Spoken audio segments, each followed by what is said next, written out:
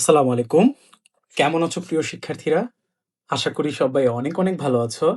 আল্লাহর অশেষ রহমতে আমিও বেশ ভালো আছি। তোমাদেরকে গত ভিডিওগুলোতে ভৌত রাশি এবং পরিমাপ চ্যাপ্টারের বেশ অনেকগুলো টপিক বুঝিয়েছি। আশা করি তোমরা ঠিকঠাক নোট ডাউন করেছো এবং খুব মনোযোগ দিয়ে পড়েছো। আজকের ক্লাসে আমরা এই অধ্যায়ের আরো একটা গুরুত্বপূর্ণ টপিক অর্থাৎ স্ক্রু গজ নিয়ে আলোচনা করব। গত লেকচারটিতে আমরা স্লাইড ক্যালিপার্স নিয়ে আলোচনা করেছি এবং আমরা জানি যে স্লাইড ক্যালিপার্স হচ্ছে এমন একটা পরিমাপক যন্ত্র যার মাধ্যমে আমরা অ্যাকুরেটলি কোনো একটা বস্তুর দৈর্ঘ্য বা কোনো একটা তারের ব্যাস মাপতে পারি। এখন সাপোজ তোমাকে আমি র্যান্ডম মনে করো এই কলমের ব্যাস মাপতে বলছি। সাপোজ এই কলমটার ব্যাসটা কত? এটা একটা সিলিন্ডার টাইপের কলম না? তো এটার ব্যাসটা কত? তুমি ইজিলি কিন্তু বের করতে পারবা স্লাইড ক্যালিপার্স ইউজ করে। বাট জিনিসটা যদি এমন হয় যে তোমাকে আমি আরো ছোট মানে লাইক সাপোজ এই কলমটা যদি আমি খুলে ফেলি, কলমের ভেতরে যে শীষটা আছে এইটার ব্যাস মাপতে বলি, হ্যাঁ এইটাও স্লাইড ক্যালিপার দিয়ে মাপা যাবে। বলছি না মাপা যাবে না, অবশ্যই যাবে। বাট এই টাইপের যেটা ছোট মানে যেগুলো চিকন সাইজের হয়, একটু ছোট সাইজের হয়, তাদের ক্ষেত্রে দৈর্ঘ্য বা ব্যাস মাপার জন্য সবচেয়ে আদর্শ হচ্ছে স্ক্রু গজ। এক্স্যাক্টলি, স্ক্রু গজ হচ্ছে ওই সকল ক্ষেত্রে বেশি কার্যকর যেখানে জিনিসটা খুব আকারে ছোট হয়। কথাটা ধরতে পারছো? ওকে।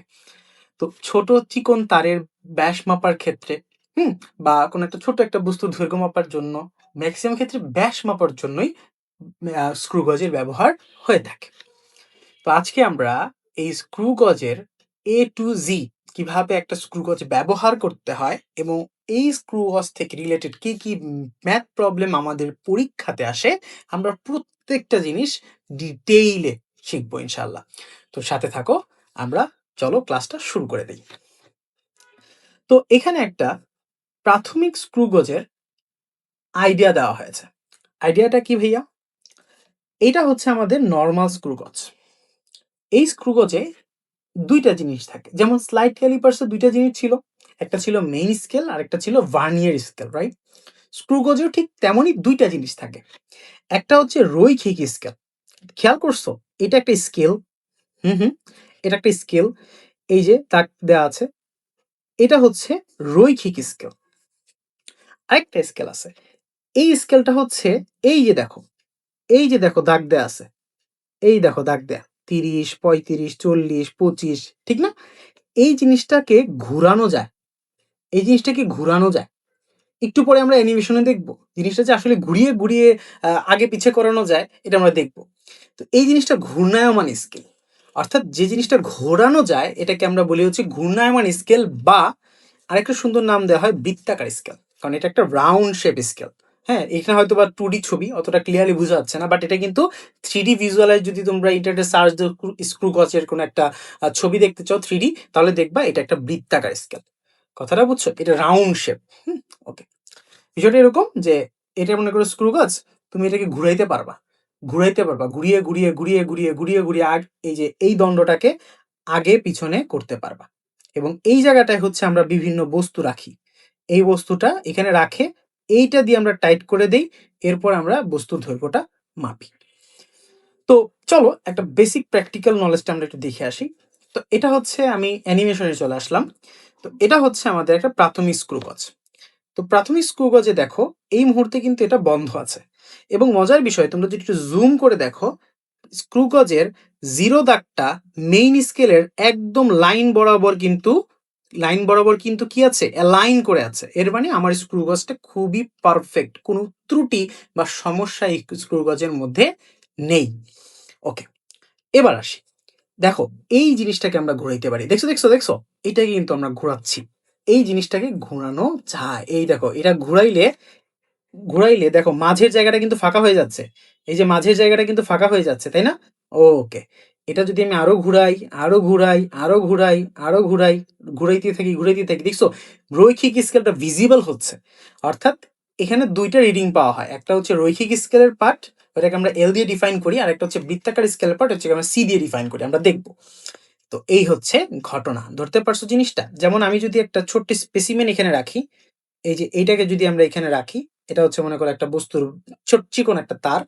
এই তারটা রাখার পরে আমরা স্ক্রু গজ দিয়ে দেখো টাইট করতেছি জিনিসটাকে। ওহো! স্ক্রু গজ দিয়ে টাইট করে ফেলতেছি। এই যে টাইট করে ফেলছি। টাইট করার পর এবার আমরা কি করব? এবার আমরা এটাকে জুম ইন করব। সরি। হ্যাঁ, এই জুম ইন করব। জুম ইন করে এইখান থেকে আমরা রিডিংটা নিয়ে ফেলবো।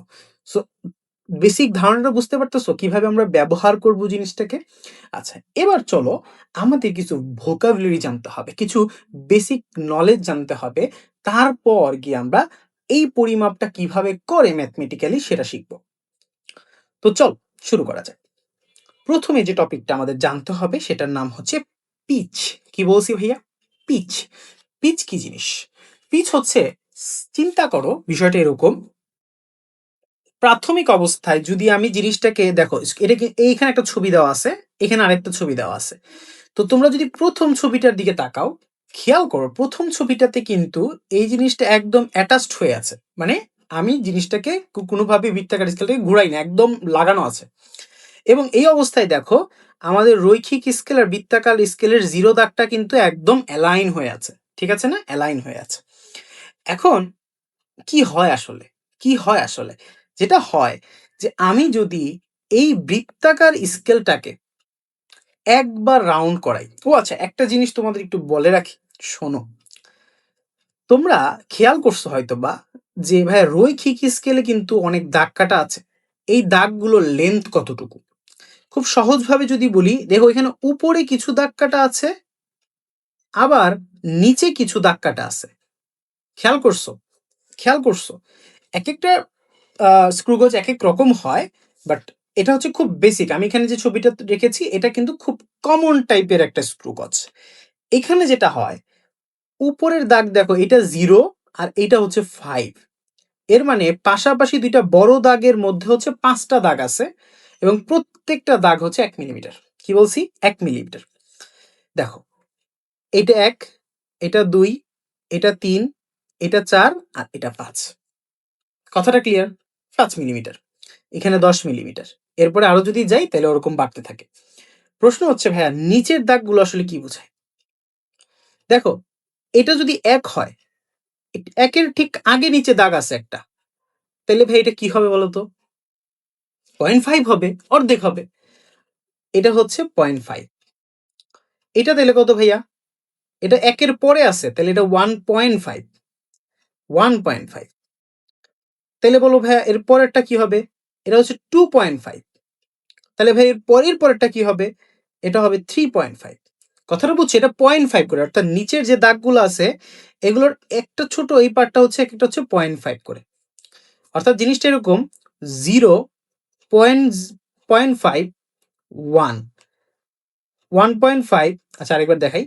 0, 0.5, 1, 1.5, 2, 2.5, 3, 3.5, 4, 4.5, 5।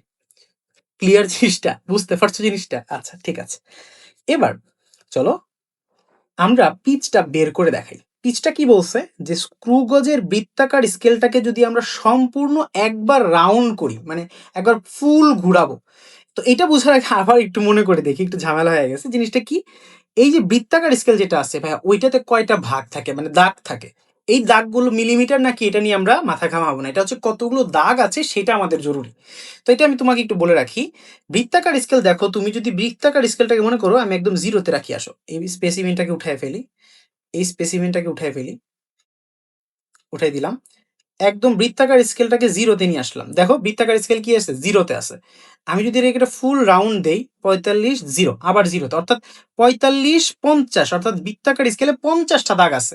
কথাটা বুঝছো? এটা কিন্তু ডিফারেন্ট হয়। এক একটা বৃত্তাকার স্কেলে 50ও থাকতে পারে, 100ও থাকতে পারে। এটা ডিপেন্ড করে। তো এটা কি কাজে লাগে?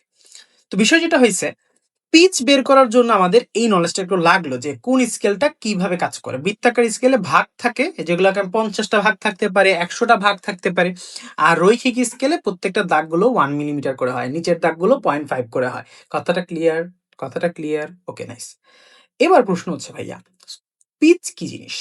স্ক্রু গজের বৃত্তাকার স্কেলটাকে তুমি যদি একটা ফুল রাউন্ড দাও, একবার সম্পূর্ণরূপে ঘুরাও, তাহলে এটা রৈখিক স্কেল বরাবর একটু সরে যাবে না?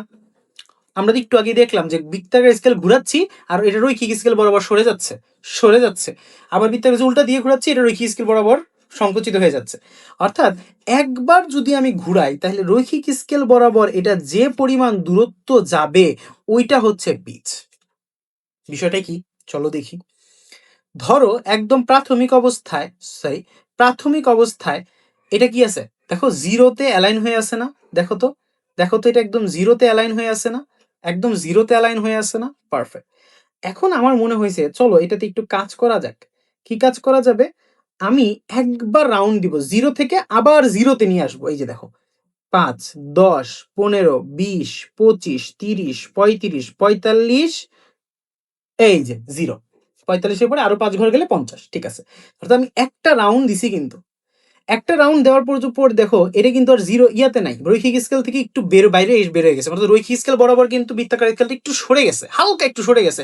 কতটুকু সরে গেছে, আমি যদি এটা হয়তো ক্লিয়ার হচ্ছে না, ক্লিয়ার দেখা যাচ্ছে না, দেখো একটু সরে গেছে, কিন্তু কতটুকু সরে গেছে, আমি যদি আরেকটু ঘুরাই দেখো এটা কিন্তু 0.5 এর দাগটা পর্যন্ত গেছিল। আমি যদি তাহলে আবার আগে নিয়ে আসি, অর্থাৎ যেটা হয়েছে একবার রাউন্ড দেওয়ার কারণে আমার বৃত্তাকার রৈখিক স্কেল 0.5 পর্যন্ত গেছে। নিচের দাগটা 0.5 না, তো নিচের দাগ বরাবর 0.5 গেছে।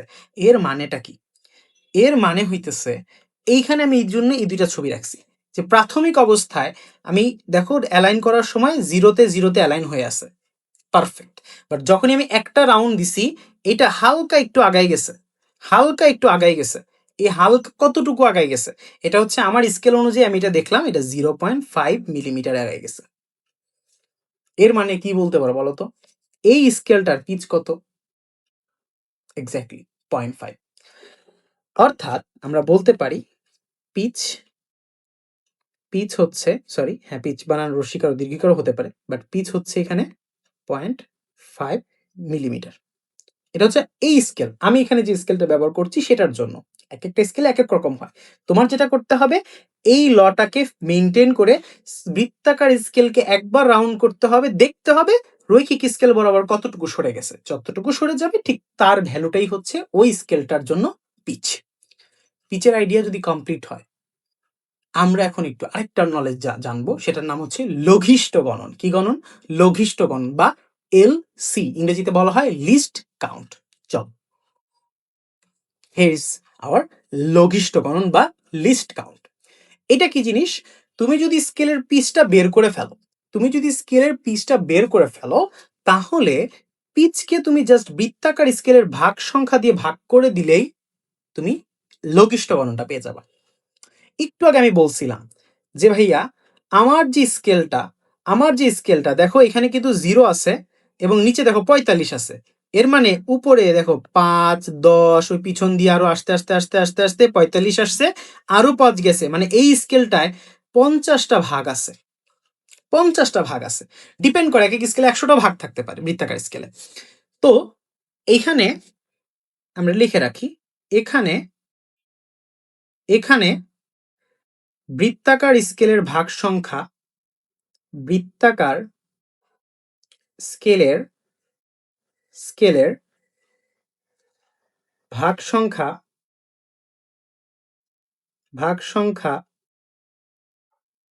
50। এটা আমার জন্য হয়েছে, মানে আমি যে স্কেলটা ব্যবহার করছি এখানে, এটা কিন্তু অন্যান্য স্কেলে 100 হতে পারে। বুঝতে পেরেছি বিষয়টা, ওকে। তো এবার আসো পিচ তাহলে আমরা কিভাবে বের করবো, সরি লঘিষ্ঠ গণন আমরা কিভাবে বের করবো। তাহলে সূত্র তো আমরা জানি, তোমরা সংজ্ঞাটাও দেখে নিচ্ছ, তাহলে সূত্র বসাই ফেলি। আসো, পিচ আগের থেকে আমরা কি পাইছিলাম 0.5, আগের স্লাইডে আমরা 0.5 মিলিমিটার পেয়েছিলাম, এবং বৃত্তাকার স্কেলের ভাগ সংখ্যা কত পাইলাম 50। তাহলে আমি যদি এটা ডিভাইড করি অ্যান্সারটা আমার কত আসে, তুমি ক্যালকুলেটরে বসাই দেখো, 0.5 ডিভাইডেড বাই 50, অর্থাৎ 0.01 মিলিমিটার। শেষ, আমরা পিছু লঘিষ্ঠ গণনা বের করে ফেললাম। ক্লিয়ার জিনিসটা? ওকে, চলো এবার আমরা আসলে কোন সূত্র ব্যবহার করে এই দৈর্ঘ্যটা মাপা যায় ওইটা আমরা একটু দেখি।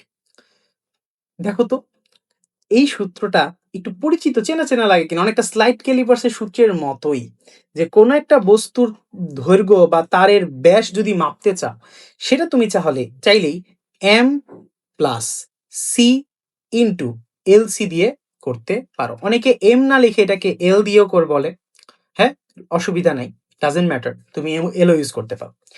তো এটা হচ্ছে প্রধান স্কেল। প্রধান স্কেল বলতে যেটা হচ্ছে রৈখিক স্কেলটা ছিল, রৈখিক স্কেলের পার্ট। এখানে সিটা কি, বৃত্তাকার স্কেলের পার্ট। আর এলসিটা হচ্ছে মাত্র যেটা বের করলা, লঘিষ্ঠ গণন। আমরা কিন্তু অলরেডি লঘিষ্ঠ গণন বের করা শিখে ফেলছি। পিচ বের করছি, পিচকে বৃত্তাকার স্কেলের ভাগ সংখ্যা দিয়ে ভাগ করছি, আমরা কি পেয়ে গেছি, লঘিষ্ঠ গণন পেয়ে গেছি। বাট এখন প্রশ্ন হচ্ছে ভাইয়া, এই দুইজন বান্দাকে আপনি কিভাবে ক্যালকুলেট করবেন? তো চলো সেটাই আমরা দেখে নিই, আমরা একদম প্র্যাকটিক্যালি। তো আমি এখানে খেয়াল করো, একটা বস্তুকে স্লাইড স্ক্রুগজের ভেতরে আবদ্ধ করেছি, করে আমরা এই স্ক্রুগজ থেকে এই বস্তুটার ব্যাসটা মানে ডিটা বের করব, এই দৈর্ঘ্যটা আমরা বের করব। চলো বের করে দেখি। প্রথমে আমাদের যেটা জানি আমরা, যে আমাদের ফর্মুলা হচ্ছে ব্যাস বের করার ফর্মুলাটা কি, M plus L, sorry mistaken, M plus C মানে circular scale into L C. এখন প্রশ্ন হচ্ছে ভাইয়া, আমার এম এর মান কত? তোমরা যদি একটু মনোযোগ দাও, আমরা কি বলছিলাম, এটা হচ্ছে জিরো, সরি ওকে, এটা হচ্ছে জিরো, এটা 0.5, এটা 1, এটা 1.5, এটা 2। দেখো 2 যাওয়ার পরে কিন্তু আমি আর কিছু দেখতে পারতেছি না, মানে এই দাগটা কিন্তু 2 কে রিপ্রেজেন্ট করতেছে। কথা বুঝতেছো? তাহলে এই রৈখিক স্কেল বরাবর কিন্তু জাস্ট 2 গেছে, এরপর আর আমরা দেখতে পারতেছি না। তো আমি প্রধান স্কেলের পার্টটা কত ধরবো, 2। মানে এই বস্তুটা রাখার পরে শক্ত করে আটকানোর পরে দেখা গেল যে আমার রৈখিক স্কেল বরাবর আমি জাস্ট 2 দাগ পর্যন্ত দেখতে পারতেছি। এর মানে আমার প্রধান স্কেল বা রৈখিক স্কেলের পার্টটা হচ্ছে 2। তাহলে বসাই দিলাম 2। কথাটা বুঝছো ভাইয়া? কথাটা বুঝছো? নাইস। এবার আসেন ভাই, বৃত্তাকার স্কেলের পার্ট কি হবে? খুবই সহজ, মনোযোগ দেন, খেয়াল করেন এই দাগের সাথে বৃত্তাকার স্কেলের যে দাগটা মিলে যাবে, হ্যাঁ ওই দাগটাই হইতেছে রৈখিক বৃত্তাকার স্কেলের পার্ট। তুমি যদি একটু মনোযোগ দাও, এখানে দেখা যায় 25 এন্ড 25-এর দাগ বরাবর কিন্তু এই মাঝের লাইনটা মিলে গেছে। এটা যদি 26-এ মিলতো তাহলে 26 হইতো, যদি 30-এ মিলতো তাহলে 30 হইতো। তাহলে এই ক্ষেত্রে বৃত্তাকার স্কেলের পার্ট কত ধরবো আমরা? 25 ধরবো। চলো ধরে ফেলি, প্লাস 25। এবার বলো এলসি কত? এই যে ভাইয়া একটু আগে আমরা বের করে রাখছি না এলসিটা, এই যে, হ্যাঁ এইটা আমরা এখন ইউজ করবো, 0.01, 0.01। এখন যদি আমরা আস্তে করে ক্যালকুলেটরে বসাই দিই 2 প্লাস 25 ইন্টু 0.01, আমরা এই তারটার ব্যাস পেয়ে যাচ্ছি 2.25 মিলিমিটার। That's our answer. বুঝে আসছে ভাইয়া? ধরতে পারছেন জিনিসটা? এরপর যদি জিনিসটা না বুঝেন, আমি বলবো যে ভিডিওটা আরেকবার দেখবেন, অথবা এটা একদম প্র্যাকটিক্যালি কিছু ইউটিউব ভিডিওতে দেখায়, তারা হচ্ছে একদম জিনিসটাকে প্র্যাকটিক্যালি একটা স্ক্রু গজ ধরে দেখায়। আমি তোমাকে একটা লিঙ্ক দিয়ে রাখবো, তুমি ওইটাও চেক করতে পারো। ঠিক আছে? ওকে, চলেন এখন যেহেতু আমরা নলেজটা পেয়েছি, একটু ম্যাথমেটিক্স সলভ করা যাক। তো আমাদের প্রথম ম্যাথ আজকে কি বলেছে ভাইয়া? প্রথম ম্যাথে লেটস গো, ট্রাই করি। আসেন, একটা স্ক্রু গজ এর লঘিষ্ঠ গণনের মান দেওয়া আছে। ও ইয়েস, লঘিষ্ঠ গণন কষ্ট করে আমাকে বের করতে হলো না। তাহলে চলো লিখে ফেলি।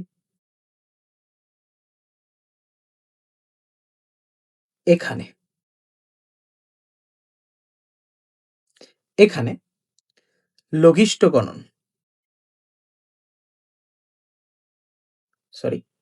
লঘিষ্ঠ গণন অর্থাৎ এল সি এর মান দেওয়া আছে 0.01 মিলিমিটার, এটা প্রশ্নে দেওয়া আছে। এরপর এটি ব্যবহার করে একটি সুষম তারের ব্যাস মাপতে চাচ্ছি আমি। নাইস, সেই।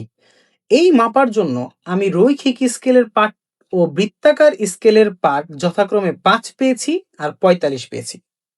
তাহলে রৈখিক স্কেলের পাঠ পেয়েছি কত? 5। বৃত্তাকার স্কেলের পাঠ পেয়েছি কত? 45। চলো লিখে ফেলি চট করে। রৈখিক স্কেলের পাঠ, রৈখিক স্কেলের পাঠ, এটা কত হবে? এটা হচ্ছে এম। অনেকে এল দিয়েও প্রকাশ করে, আমি আবার বলছি ডাজন্ট ম্যাটার, তুমি সুন্দরভাবে রিপ্রেজেন্ট করবা, দ্যাটস হোয়াট ম্যাটার্স। এরপর বৃত্তাকার স্কেলের পাঠ কত দেওয়া? বৃত্তাকার স্কেলের পাঠ অর্থাৎ সি এর ভ্যালু কত দেওয়া? 45। 45।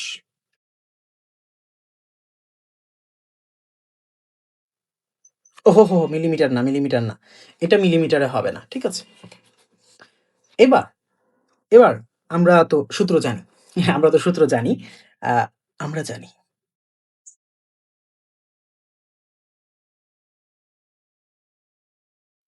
আমরা জানি যে ব্যাস, ব্যাসকে অনেকে ডি দিয়ে ডিফাইন করে, তাই না? ডি লিখলাম, তো অনেকে এখানে এল দিয়েও প্রকাশ করতে পারে, অসুবিধা নেই। D equal to M into M plus C into L C. কথাটা বুঝছো? এটা হচ্ছে ব্যাস। এম এর মান 5, সি এর মান 45, এল সির মান 0.01। অ্যান্সারে বসাও। বাচ্চা ম্যাথ, তাই না? খুব সহজ, একটু বেশিই সহজ। আচ্ছা আচ্ছা, কঠিন ম্যাথ আসবে, অপেক্ষা করো। আজকে হয়তো না, বাট সিকিউ সলভিং ক্লাসে তো অবশ্যই আসবে। তাহলে 5.45 অ্যান্সার কি হবে? মিলিমিটারে হবে। এই এই এই কোথায় যায়, লাফালাফি করে দেখি। মিলিমিটারে হবে, দ্যাটস আওয়ার অ্যান্সার। খতম, টাটা, বাই বাই, আমরা শেষ করে ফেলছি। বুঝছেন আপনারা? হুম, সহজ নাম একটা। এক্স্যাক্টলি। তো তোমাকে এভাবেই ইনফরমেশন গ্র্যাব করতে হবে, দেন পরিচিত সূত্রে মান বসিয়ে অ্যান্সারটা বের করে ফেলতে হবে। ক্লিয়ার? বুঝে আসছে ভাইয়া? আচ্ছা, আরেকটা এমসিকিউ সলভ করবো। ওকে, সো এমসিকিউ সলভটা তোমরা একটু ভিডিও পজ করে নিজেরা করো দেখি, নিজেরা করে একটু জানাও দেখি কত অ্যান্সার হয়, অবশ্যই কমেন্টে জানাবা। আর আমি তো করে দিবই। লেটস গো, লেটস গো, আমরা একটু সমাধান করা ট্রাই করি এমসিকিউটা।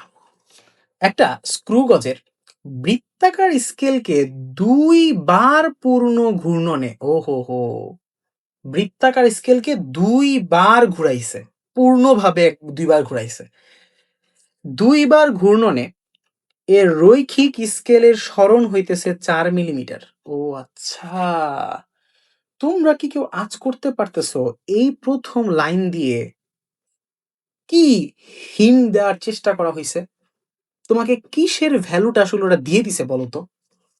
হ্যাঁ হ্যাঁ, যারা আইডিয়া করতে পারছো, থ্যাংক ইউ ভেরি মাচ, তারা ক্লাসটা খুব মনোযোগ দিয়ে করছো।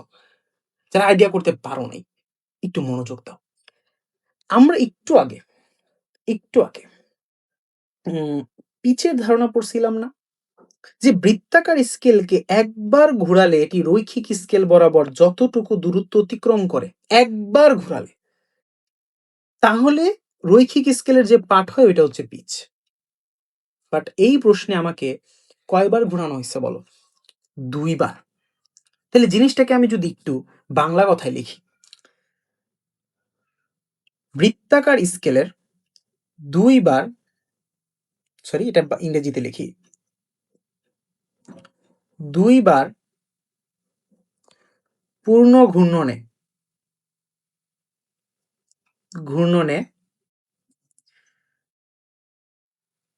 রৈখিক